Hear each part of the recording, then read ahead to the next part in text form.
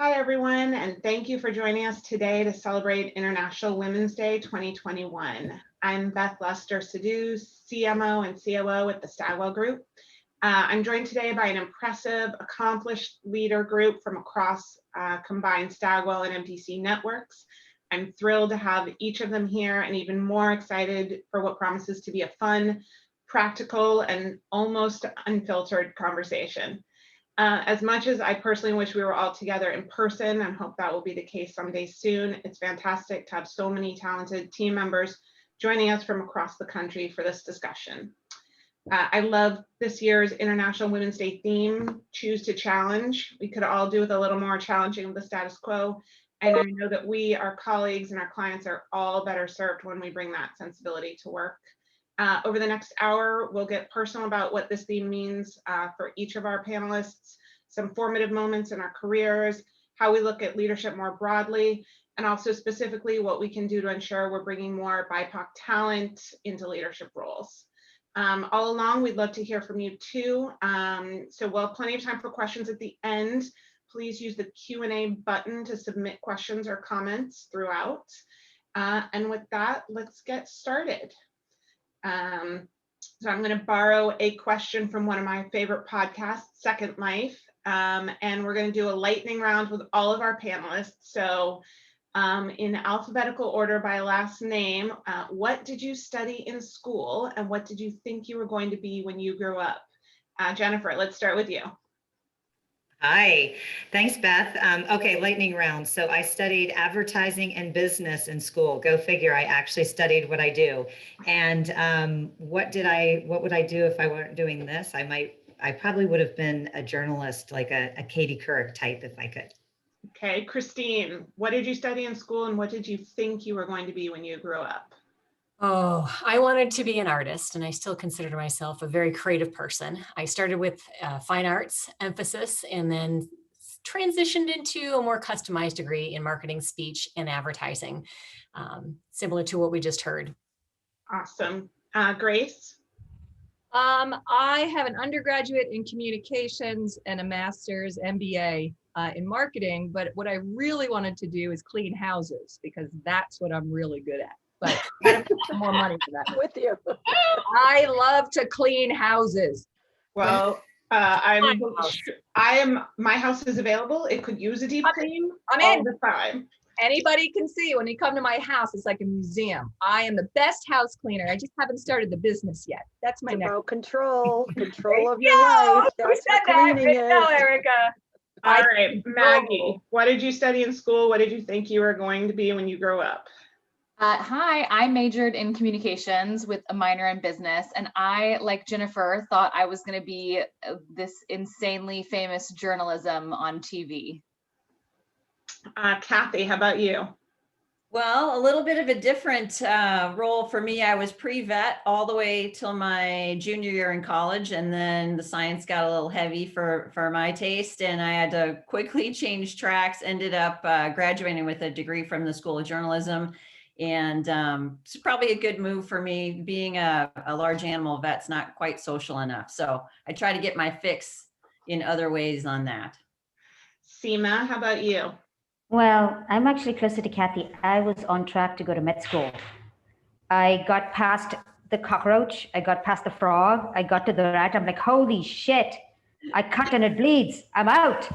And so undergrad was literature and psychology. Master's was communications. Well, blood, I'm sure will come up throughout the course of our conversation.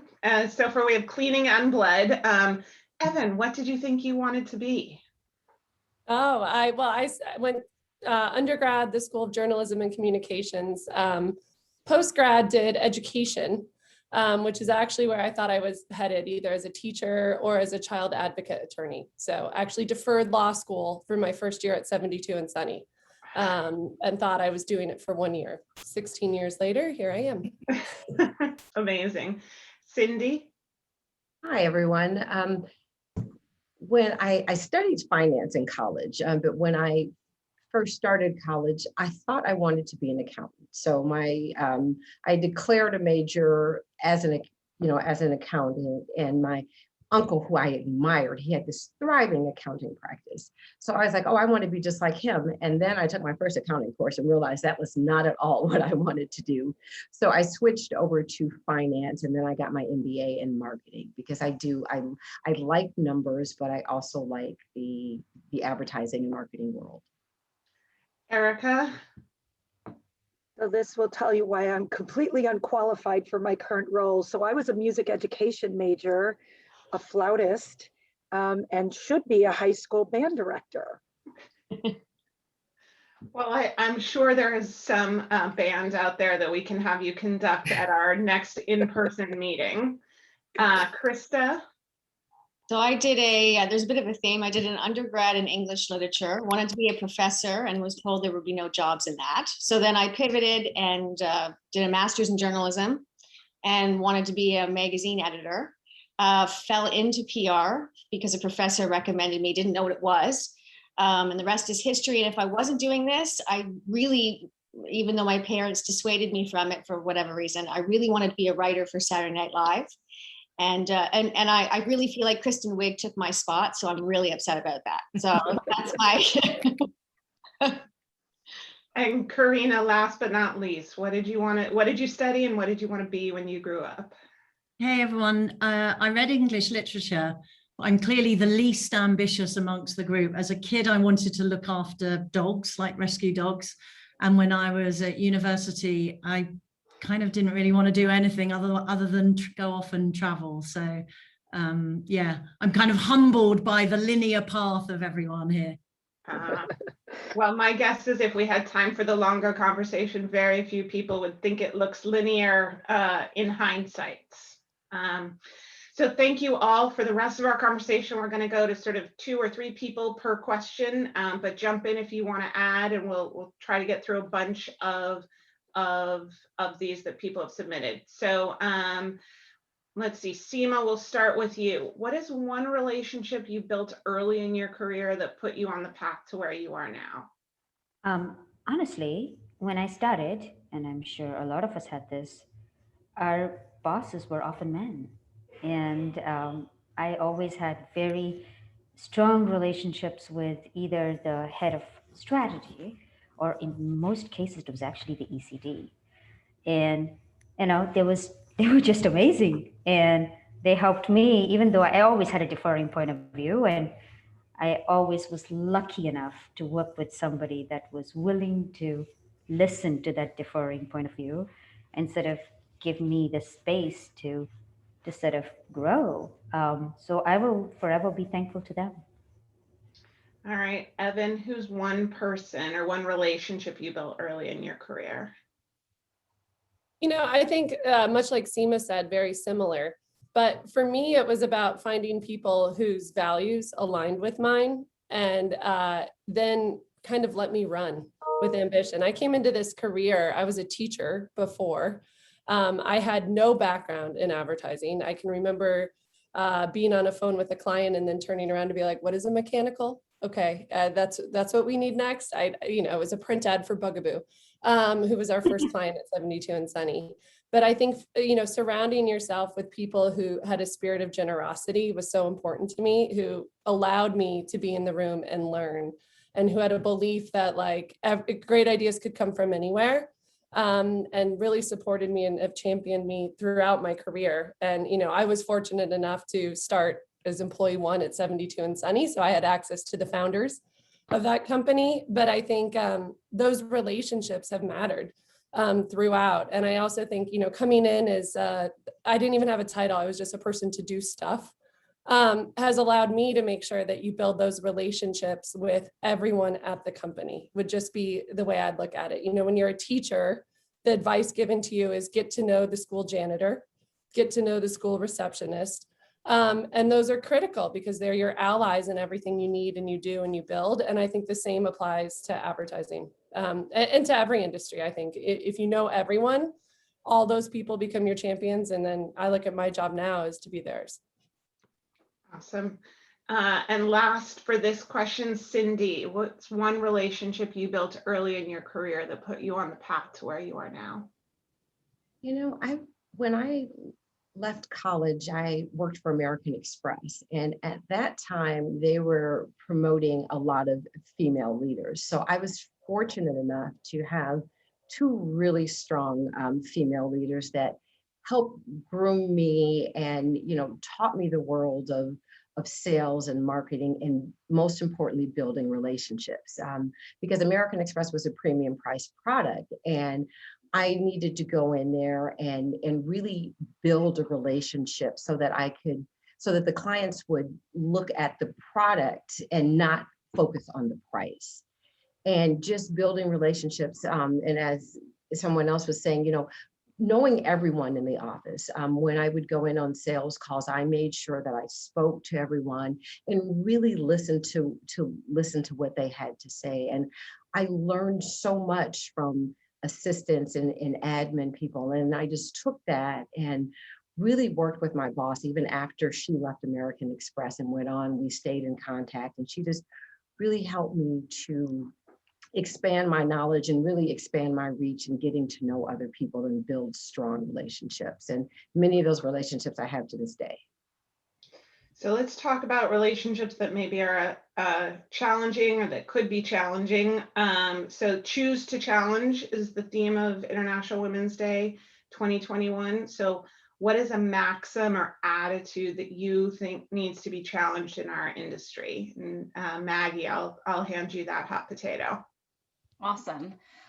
You know, I think we as women often experience imposter syndrome. We're in the room with, you know, a lot of men, many times with more experience than us.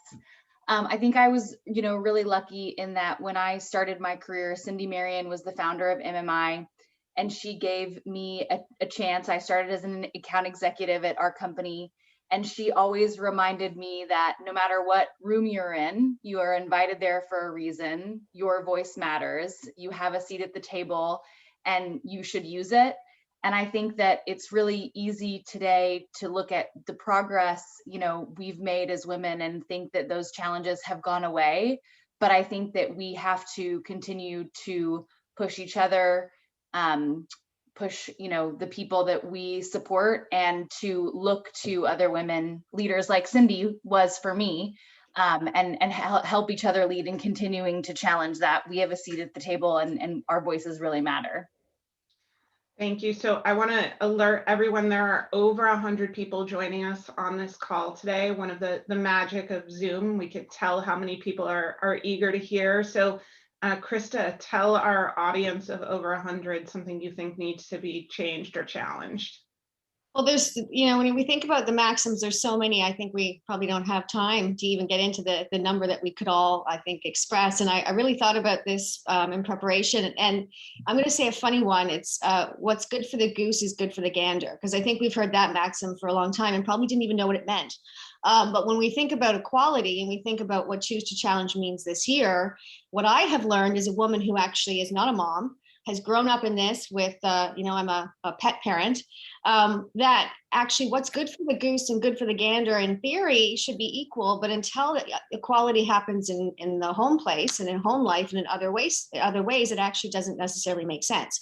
So as a leadership standpoint, for me, learning how to choose to break the rules or rewrite the rules for moms has been a really important part of my journey. As someone who's always been high performance, go, go, go, go, didn't want to feel like I wasn't putting as much in as the men working with me as well. You know, I had to reimagine what those rules were, and rightly so for moms, especially during COVID, but even before that. And then at the same time, what's good for that goose is not good necessarily for the other ones either, because you have single women, you have women who come from other cultures that have different customs, that are informed in different ways. So I think for us as women leaders, it's important to look at how we choose to challenge all of the rules and reset them and recast them based on what's happening today and where we want to go tomorrow. And I think that that's happening, but I really think we also have to appreciate that there is not that equality yet in all aspects. So how do we maneuver around that in a way that also doesn't diminish or take away from other women who have not chosen a certain path either? Karina, how about you? Give us Anomaly started off as a differential, a difference from the norm. Give us something that we should challenge today. Yeah, I think I mean, probably if this year has taught us, one macro theme, I think it's about compassionate leadership. And I think there are many legacy maxims and behaviors that existed within our industry of, not be in it to win it and sleeps for the week and work hard, play hard. And I think, and we have all grown up in that environment and been, I for one have definitely been part of that. But I think now just recognizing that actually the importance of having greater compassion and giving more flexibility to different styles and different ways of working, and allowing people to find their own voice and their own rhythm within the industry is so important to kind of create a more dynamic, because it's a more inclusive culture. So a bit like Krista's saying, I think it can be divisive if there's only one particular model or one default type of leader or what success looks like. And I think trying to expand that and continue to recognize and respect people's differences, I think is the big thing from this year. Thanks. So I want to thank, we have Cynthia from Colle McVoy sent in a question, and because people can't on the web view hear everyone who's talking necessarily, if I'll try to do a better job of flagging your names, even if it feels repetitive, and also mentioning the company you're from. So apologies if it feels repetitive, but I want to make sure people on the web view can understand everyone who's talking. So sticking with Colle McVoy, Christine, how about you? Maxim or attitude we needed to challenge? Oh, I think all of us need to constantly push ourselves outside of our comfort zone. And I think obviously in this changing world, a lot is happening around us and to us, but we have the decision to decide how we want to respond to it. And again, I've always looked at opportunities that I'm confident that I can have an impact on, but 50% of those opportunities, I have no clue how I'm going to challenge. And I think that is something that if you look for those opportunities that are going to be next for you, they should be giving you butterflies. And again, I think we're all capable of much more than we realize. And the past 12 months has proved that in so many ways for so many of us. Another challenge that I think we often talk about is standing up for what you're worth. And I've always encouraged women to be direct with what they need. And we've heard a little bit about creating more flexible environments, but also your self-worth. What opportunities do you want? What compensation you want? And again, there's a lot of data out there, but we all work hard. And we need to have the courage to have the conversations to get paid what we're worth. Thanks, Christine. All right, so building off Choose to Challenge, I'd love to hear a moment when you challenged someone or something, whether or not it felt monumental at the time or if it's only in hindsight that it was. So Erica from Y Communications. Yeah, so I'm going to lead in from the last question to this question. I think the idea of passive aggressiveness needs to go away. There's times to be passive, there's times to be aggressive. Doing them both at once is fake. Don't do it. So that has served my career pretty well. I can be very direct. I suggest that everyone be direct, as Christine was just talking about, but do it in an appropriate manner, which I'm not always good at. I lean towards aggressive and I'm always working on it. So I have challenge situations. I have the curse and the talent of being able to see things that are broken and I want to fix them. So I was in a situation, unfortunately, with another woman where I didn't believe what she was doing was right. I kindly suggested it. She got very angry at me on a call and spoke to me inappropriately. And I had to make a decision because nobody from the leadership came to my rescue in that moment. And I felt very upset with the organization, asked myself, do I want to work at a place like this? I wrote a resignation letter explaining why and why I thought it wasn't appropriate. And they actually came back, asked me to stay. And eventually what I had suggested needed to be fixed, cost the firm about $13 million in loss.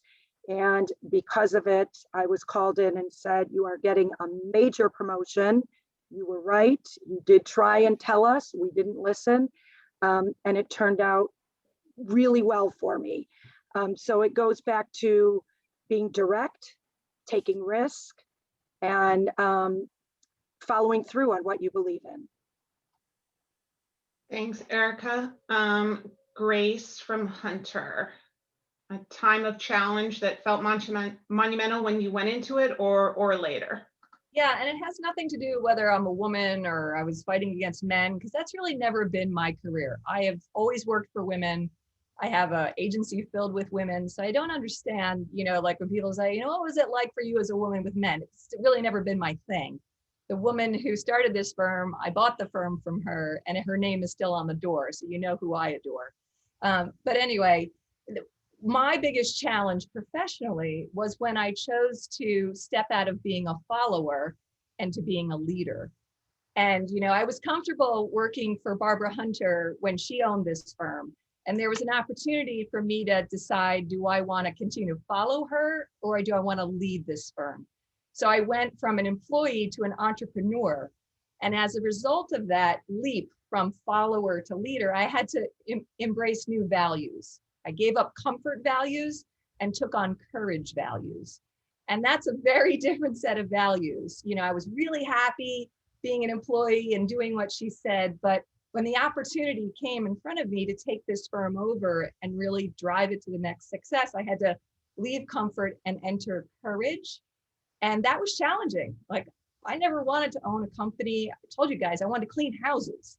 But there was an opportunity in front of me that was challenging me. And I said, damn it, I should just do it, right? I should just buy this firm and do it.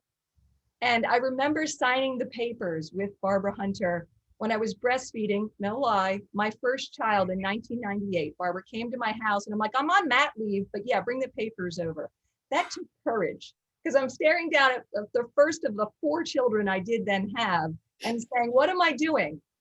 But Krista, to your point, I have a husband married 36 years where he and I have a partnership in caregiving. And that's the way I knew I could have that courage, because I have an equal partner.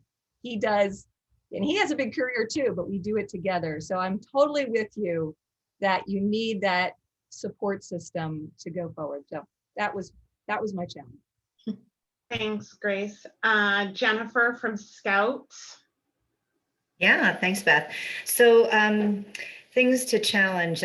Well, first, being a really young female entrepreneur, I feel like, as we've mentioned before, just getting a seat at the table was a challenge at times. But I, like many of the women here have mentioned, I was surrounded by male and female colleagues that were so supportive and that were great. But I think a specific challenge that I think most leaders can relate to is when you are challenged on making a decision between the core values of your organization and a monetary decision.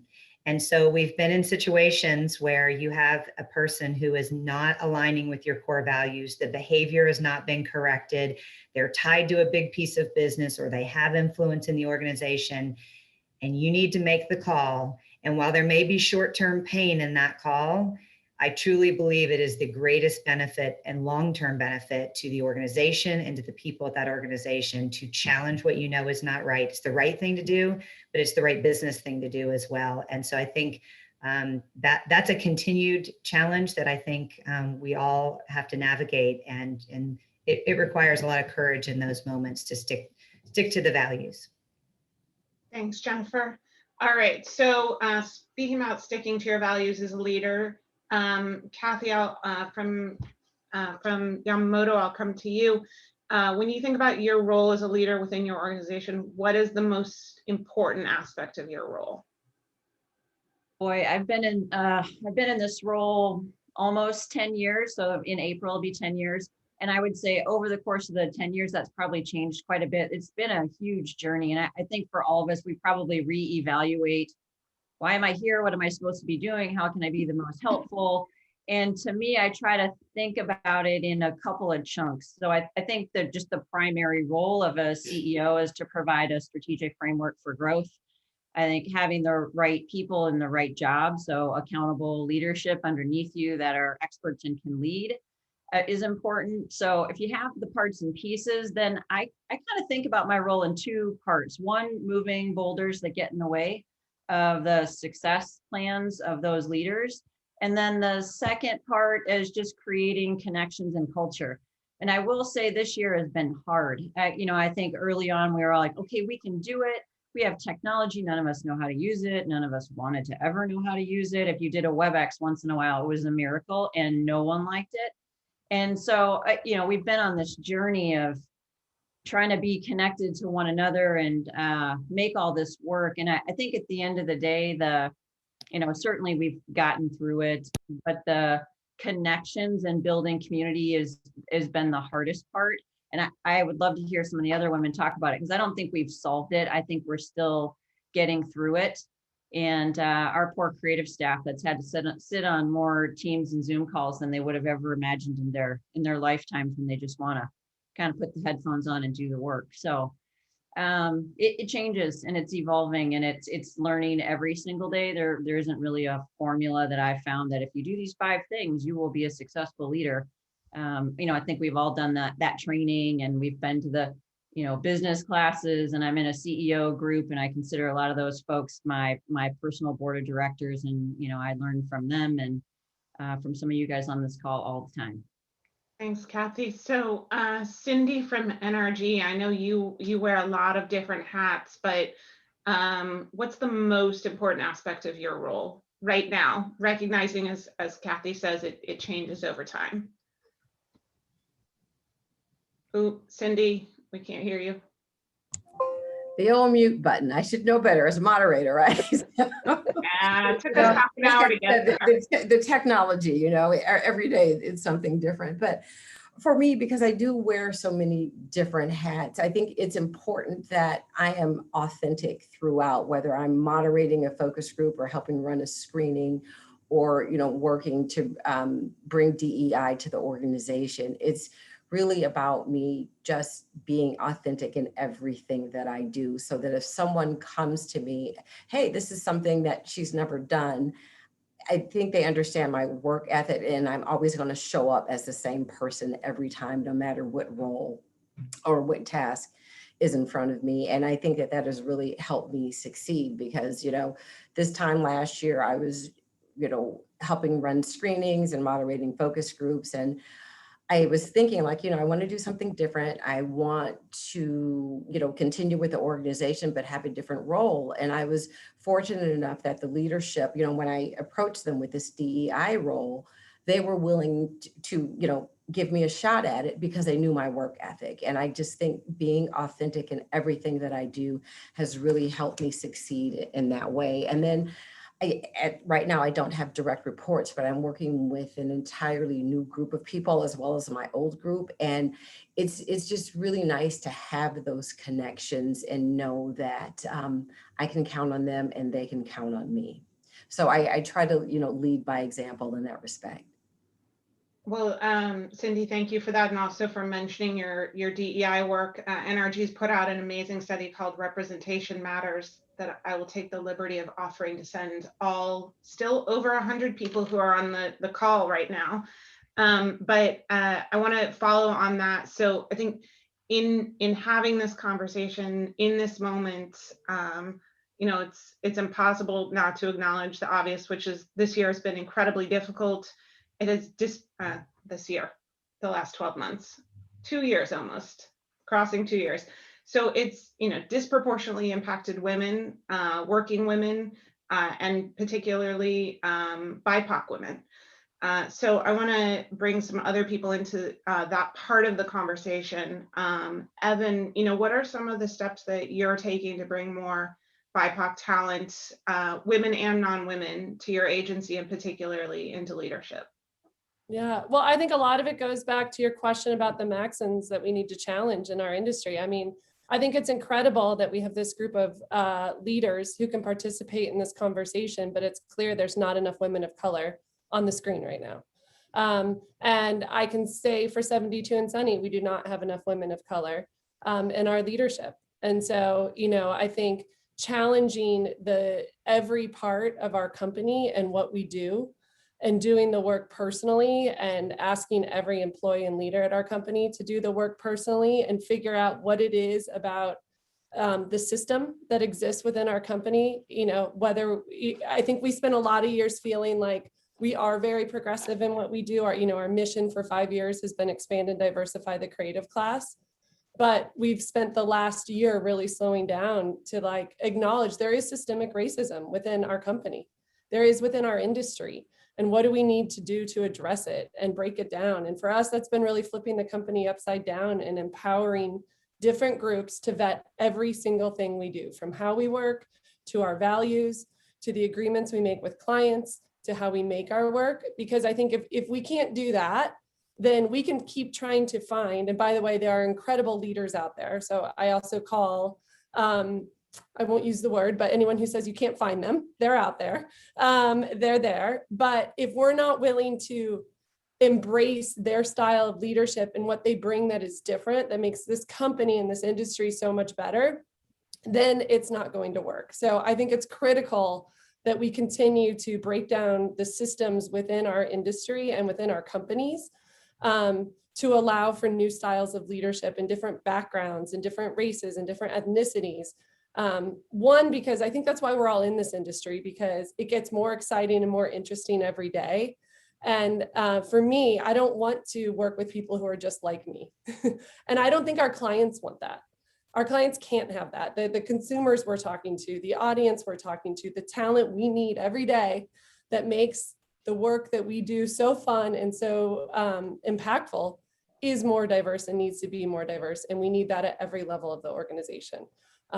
It's critical. And it starts with really evaluating what's broken and what needs to be broken inside your own company. So that's a journey we've been on for the last year and we'll continue. I think the hardest part of this is like the closure. There isn't closure. There's only progress we can hope to make and hold ourselves accountable for. Beth, I want to jump in there because I think that also leads to this idea that, you know, this has really made us realize that a cookie cutter setting is not best for everybody. So if we are bringing in new types of people, let's realize that a working parent is very different from somebody else who may want to travel and live overseas for a while. So I think that has come to life more than ever as we've pondered who had it the worst during COVID. Was it young people who have to share a small apartment with 4 people? Was it working parents, which I would vote yes, that's probably the most difficult? Or, you know, somebody who was maybe getting divorced at home, lonely during COVID. There's a lot of things to take into consideration, and the way we work is very different, and the way that's comfortable for people can be very different, and that's okay. And certainly people from different backgrounds and cultural beliefs and other things, you know, really looking at what is the best way to use technology and offices and work from home in a way that meets the needs of many different types of situations. So let me pick up on that and ask Karina, you know, what are some of the steps that you're taking to bring more BIPOC talent and more inclusive talent into your agency and particularly into leadership? Yeah, I think I would, firstly, I'd echo everything that Evin and Erica have already said. I think one of the key things is, you know, shifting to designing with versus designing for. And so as we looked at a bit like Evin said, is as we look to sort of break down some of the assumptions, I think it's really, really critical who is given a voice to actually build new structures and new solutions. And rather than it just being all right, here's the new system that we've designed for, it's actually designing with, and it's a much more organic thing. I think beyond the sort of philosophical thing, some of the perhaps more practical things that we are prioritizing. I mean, firstly, given the huge punctuation that has happened in the last 12 months, as you said, I think we as an agency have absolutely zero interest in rushing back to normal. And using it as a positive intervention to, you know, we've sort of got this phrase of how do we bounce forward rather than bounce back, and where are the changes that we can make to address some of those issues. And I think let's take one example of just flexible first, and flexible working being a really, really key way of building a much more inclusive workforce.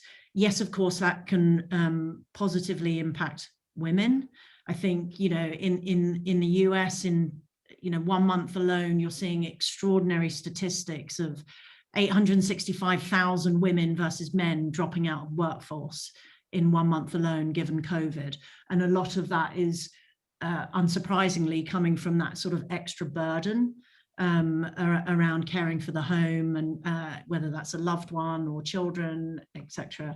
And I think therefore shifting to a much more flexible model will help address that, and will ultimately address really significant issues like the gender pay gap. And we're not just talking about full-time to part-time. It could be, you know, fully flexible around term time or where people work. You know, the brilliant thing of this experience is now you can access talent from anywhere and everywhere. And I think going back to the point about a more inclusive, you know, talent base, given that certain cities obviously have certain price tags and certain demographics that come with that, by opening up your ability to hire talent from everywhere will, we hope, really help address some of those, you know, some of those kind of legacy challenges that have perhaps slowed down even goodwill, you know, the goodwill and good intentions of everyone, I'm sure, on this call.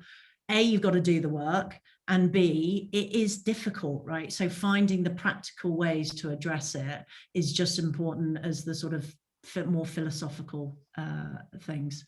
And you add a British accent and Karina sounds smarter than everybody. Well, the accent doesn't really travel. It may work in the US, but. I am noticing, and we're getting a bunch of questions. I want to encourage everyone watching, listening, to please put your questions in the chat. So just staying on that inclusive theme and flagging for everyone, we have only 20 minutes left. One question we got was about compassion and how you bring people back to the office in a compassionate way. And I'd love for Jennifer, for you to share your thoughts, and then Christine, maybe you can share with us as well. Yeah, I think this is such an important one. And so to talk about what Karina said, the flexibility is key, and then that does create an inclusive environment. But I think we have to balance 3 really important things on this. I love the bounce forward idea versus bounce back, is that flexibility will be critical and opens up so many opportunities for people to create the environment they need to be successful in their work career. But I think we have to be extremely intentional about culture and collaboration. And so I think that's going to be that mix of how do we get all of that right? How do we get the right flexibility? But then we're very intentional about keeping connection and culture, and in a creative environment, the collaboration that's so important. So I think as we look towards that, I think we will have, first of all, we will not go back to the way things were. That's the given. It's just, what does the forward look like? And I think it's going to take some experimenting to try to get it right. But I think if in our mind, if we have flexibility, culture, connection, and collaboration all at the center of that, we'll figure it out. And it'll be something, I think, greater than what we would have even imagined before we had this giant work from home experiment. Thanks, Jennifer. Christine? Sure. I think there's a lot of common themes here. And at Colle McVoy, we lead our clients to our next. So we're always trying to reinvent their businesses and our own. So I'm personally just really exhilarated for what's to come. I know it's also terrifying, but I think one thing that we haven't talked a lot about is just being transparent with your employees and with the people around you. Obviously, that includes leading authentically, but letting people know that we don't have all the answers and involving them, as some people have mentioned, whether it's figuring out how to create a more inclusive culture or bring in more diverse talent to really influence and change the work. It's asking for employees' feedback. So they're helping to build the roadmap with us. So I'm assuming a lot of people on this call have also done employee surveys, but then we also have something that we call Future Force. So again, it's taking issues or challenges or opportunities for the future and having people from within our organizations problem solve those. And when it goes to returning back to the office, again, like a lot of people have mentioned, it has to be flexible and we have to be adaptable and we have to be very intentional. And I think all of our employees are wondering what's going to happen. And the more that we can communicate, saying either we have some thoughts or we want your input, or what we've been talking about is this notion of a flexible routine. I think a lot of companies, either within our industry or outside of our industries, have been trying to figure out the structure. It must be this way. And I'm like, why does it have to be any particular way? And Colle McVoy is divided into 4 mini teams within a larger organization of 200. So my thoughts right now is to empower those teams, whether there are 40 to 60 people, to figure out how they think they should be coming back to work, because what role does the office play for them? But at the same time, we want to create and nurture this culture. So I think it's going to be a combination of flexible routines to help people be their best selves and come to the office when they need to, but also grounding that in key milestones or days where you come together as an organization or you come together as teams to really collaborate and just simply be together. Yep. Thank you so much, Christine. All right, so we're going to do a lightning round. I'm going to come to 6 people. All right, so if you weren't doing what you do today, what would you be doing, Maggie? So I think if I wasn't doing what I was doing today, I used to be in the Army a long time ago. I really loved it. If I was not in the job I would have, I would probably still be in the Army. Kathy, how about you? If you weren't doing what you do today, what would you be doing? Well, I'm hoping to still do it. So I'm going to say it is a future forecast. So I have passion for racehorses. I don't know if you guys follow that, but these are 2- and 3-year-old babies that are asked to do a lot of physical work, and a lot of them get injured and a lot of them frankly get killed. So I just have passion for rehoming and rehabbing those animals. And I don't know, I'm going to do it someday. I'm going to volunteer and help. Amazing. Grace, how about you? Hey, besides cleaning houses, which Yes. I'm available, so text me. I would be the brand manager for the state of New Jersey. I love my home state. I feel like I don't want to be the PR manager because that's a nightmare, but the brand manager. I think that's a powerful brand that's been under leveraged and under celebrated by people like Snooki and Chris Christie. So I want to take it over. My second gig, you'll hear about New Jersey. So. Seema, how about you? Okay, I'm actually really serious about this. If I'm not running an agency or a massive brand, I'm seriously contemplating going to law school to become a public prosecutor, not a defender, because I want to be in a seat of power where I can actually decide to take a compassionate point of view, as opposed to hand a sentence to somebody that they can literally never recover from. So I'm actually quite serious. All right. Well, I will absolutely gather a group to write you stellar recommendations, Seema. I'll take you up on it. Krista, how about you? Well, I already opened with that, but I will say that I'm going to ask Lauren Michaels, a good Canadian, that I'm still waiting for the ask. Now that I've put it out there to all of these wonderful women, I'm happy to be a writer and to be an actor for Saturday Night Live at any point. And actually in another life, probably a designer, a home designer. And I used to flip homes in my spare time. So that's also a passion too. Krista, we can go into business together. Grace, if I had only known that we had a border between us, I would have had you cleaning my place like yesterday. There's So still time. When you move to New York, you got an apartment, I'll come. sounds good. Evin, how about you? If you weren't doing what you do today, what would you be doing? Oh, flower farmer. Flower farmer. Yeah. Have you always been passionate about flowers? Well, I think we all have those moments of, okay, what else is out there? But the thing about flowers is they bring joy to everyone, even in your darkest times. So I've always had a passion for that and have been on my hands and knees in the dirt on the weekends and any spare minute during the pandemic of making the most of it and building out roses. So yes, stay tuned. Flower farmer.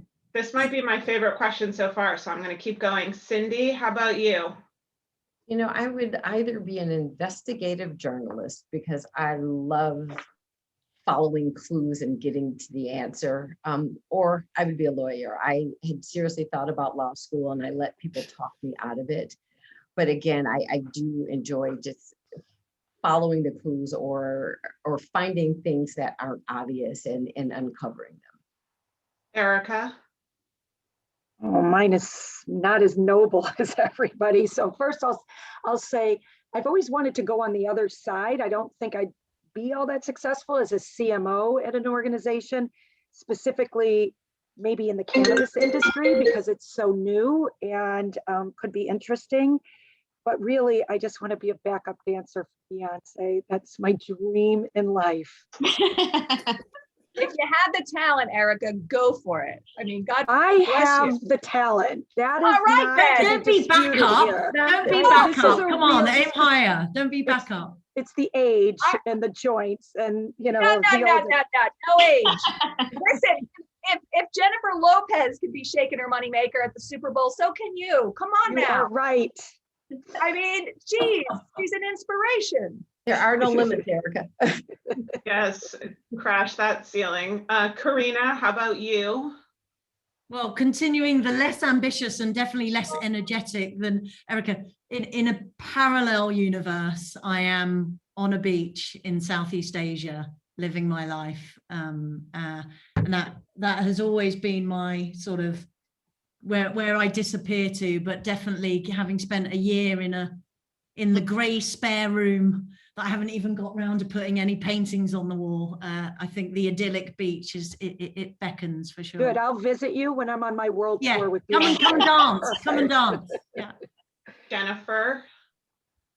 Oh, so I'm gonna in another life, I'm gonna start an amazing dude ranch, and I'm gonna be in Montana, and for all of the crazy executives who are stressed out and working too many hours, I'm going to have this amazing experience for them to come to this dude ranch and just be one with nature and no deadlines, no insane, unrealistic expectations, and just hang out.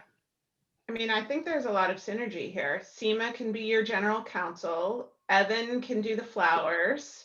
Krista can help you design it. Grace can clean it. Kathy's my horse person. Not the horses. Kathy's got the horses. Erica can do the entertainment. You know, Thriving executive retreat. And then we're going to go to Mark Penn for the funding. That's right. We can all walk in and say, you know, we want to start a new business. How about funding it, right? Let's do it. Right. But Jennifer, it'll have to be called a dudette. There you go. I'm good with that. Right? We'll do that. I'm good with that. All right. Well, Christine, bring us home on this question. What would you be if you weren't doing what you're doing now? Well, I don't have the grace to be a dancer, and I'm married to an attorney, so I'm going to pass on that. But I'm a strong believer in flower therapy. So Evin, you and I are going to have to compare notes. I used to live in Hawaii, so I would probably be living in Hawaii on my orchid farm. But I kind of have a side hustle. I always have, and a passion for connecting people with opportunities. So I probably have an executive recruiter firm from Hawaii in my orchid garden. I love this. So that Hawaii to Minnesota is tough, Christine. I know. So that's actually a great question, a great segue to a question that we got, which I want to ask anyone to jump in on. So from an anonymous attendee, as a recent college graduate, I found it difficult to break into the marketing industry and branding in particular. What advice would you give to a college graduate actively seeking their first full-time position? I'll start. I feel like networking. You can send probably all of us your information and we'll happily offer some input there. It still is probably the best and easiest way. I have found in my own personal career that sometimes our industry gets really locked down on what a particular job title should be and what kinds of candidates we look at for that position. And so it's just, you're going to be looking for a way in to maybe share your talents across a couple of things, a couple of different areas. But I would say stick to it and keep networking and make sure you have a really clear story about who you are, what value you can bring to the organization, and, you know, keep on trucking. I have a thought there, Beth. I would say to stop imagining what you think it should be. When you're starting out, you know, take a job and more than where you are, really work for somebody who understands you and has your back. People start thinking, I want to be at this agency and I want this title. Let that all go and open up your mind and get a job with someone who's got your back. They will help you find your way. And marketing and branding today, like the jobs in probably by next year are going to be different and have kind of a different entry level. You know, if you can write, if you can research, start there, you'll find a job and work for somebody who's got you and understands you and is going to help you make your next move. Because at a very young age, I hate to say it, but it was true of me. I thought I wanted something. You don't know what you want till you get into a work environment. Yeah, and I would add too, I think you need to do your research. If you want to be in branding, it's going to come from an authentic place where you've researched people and brands, companies, leaders that you really believe are reflective of what you wish you could do or who you are, right? And don't underestimate the value of someone coming out of college providing someone who's been doing it for a while a point of view on themselves or the work they're doing. And if you do it, I think someone said before, it's sort of, you know, respectfully, but I think it was Erica, you know, have an opinion, but couched in the humility of you coming out of college. I think any one of us would want to hear what we're doing well. And if done correctly, even what we could learn from you, because branding is an evolution. And I think that if that's something that is your passion, then follow what you love, follow the people you love, follow the brands you love, and then add your point of view. And don't be afraid to do that, but grounded in research and grounded in authenticity on the fact that you've done that and you've demonstrated it, as opposed to blanketing outreach on LinkedIn that just feels like you're looking at anything and everyone, and you're just, you know, there's no hand picking there. And I think that's important. Not to get back to flowers, but I think you want to hand pick which flowers you want to grow with and be really deliberate about that. I would also say have the courage to take a job that may not be the exact job you were looking for. I can't tell you how often in my career I was presented with an opportunity going, well, I don't know if I want to do that or should I do that?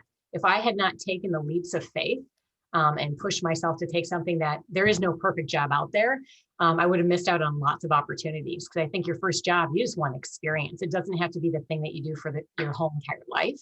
And then I think it's important for you to figure out where do you feel like you can be your best self? So where do you feel that your view is going to be valued?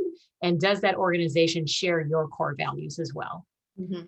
So I will say this is the most head nodding we've had throughout our entire 55 minutes together. Anyone else want to jump in on this question?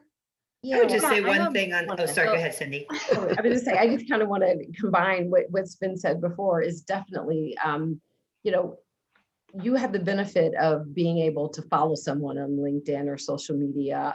You know, when I came up, we didn't have any of that, but yeah, find someone that you admire, connect with them, find out their path. And as Erica was saying, be willing, don't be stuck on a title, be willing to take a job. Like I came into American Express on the admin route, but I had a female leader that was willing to take me under her wing. And, you know, then I became one of their top salespeople. I was working full time and getting my MBA. So nothing is impossible. You really do have to set your intention, find that person. And again, be willing to come in at a lower level than you might have imagined, and know that you can always move up and run the company if that's what you desire. Oh, All right, one last comment on that, and then we have one more question from the audience. I know a bunch of people wanted to answer that one. I was just going to add to that question that the generation coming into this workforce has so much opportunity, and we've talked about being tenacious, doing your homework and all of that. Because of this flexibility and remote work environment, I think this group has to be really intentional on how they're going to learn from other people and connect both culturally. And, you know, we grew up in an office environment where you were with people all day long. So when you accept that job, I think you have to really think about being intentional of how can you find ways to get mentors, and that might have happened a little more organically in the past. So work really hard when you get that opportunity to make all of those connections, and they might have to be on Zoom, or if there are opportunities to be in person, take the team up on that, because those are really important connections that will serve you well throughout your career. Thank you so much for that, Jennifer. I will use the moderator's prerogative to share one thing before we end, which is that the best piece of advice I've gotten about my career is actually from my dad. And that was, me too. Never turn down a job you haven't been offered. And I think so many of us are so focused on the perfect thing, or the thing we're uniquely qualified for, overqualified for. We don't just apply, don't just try. And his point was, you know, you apply, you get the interview, great. You're not sure you want it, get offered the job, then decide if you want it. And that has served me well through a very non-linear career, actually. We have one final question. How can women working their way up get more engagement and involvement with a group like this of executive women in leadership for mentorship, or even more casual conversations about topics like this event today? I want to throw out there, my email is beth@stagwellgroup.com. Feel free to email me. I'd love to connect.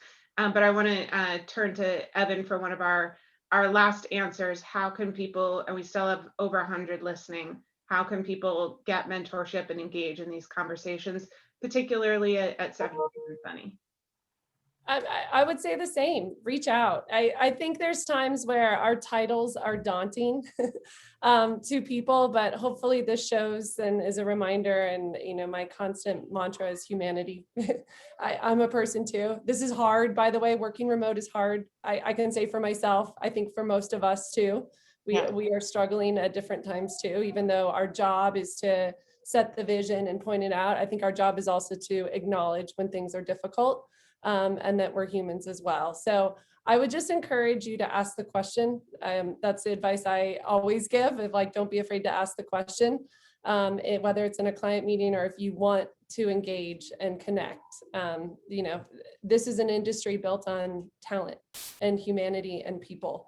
And so we need to connect.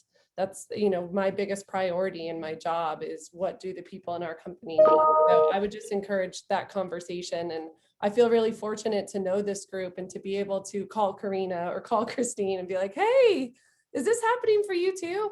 And have those conversations. And I think it's really important that we continue to foster that, because we've made it to this level, and, you know, that's great, but that's not enough until there's more women and more women of color at this level. So we have to be able to engage and reach back and have those conversations. So just reach out, email me. Thank you. Reach out and let's do this again. It's a deal. And on that note, we are unfortunately out of time. So I want to thank everyone in the audience and all of our great speakers for joining. So the pending combination of the companies represented here is going to open up a whole new network to all of us, you know, changing the profile of what success looks like, who should be around the table, and how we want to celebrate International Women's Day together next year. We look forward to continuing these conversations, and please feel free to reach out to LinkedIn. We will have a recording of this conversation on the Stagwell and MDC LinkedIn pages later this week, and please consider following us on our LinkedIn profiles as you go throughout your amazing careers. So thank you all again, and have a great rest of your day. Thank you, everyone. Thank you, ladies. Thanks. Thanks. Bye. Bye, Thank you. everyone. Bye.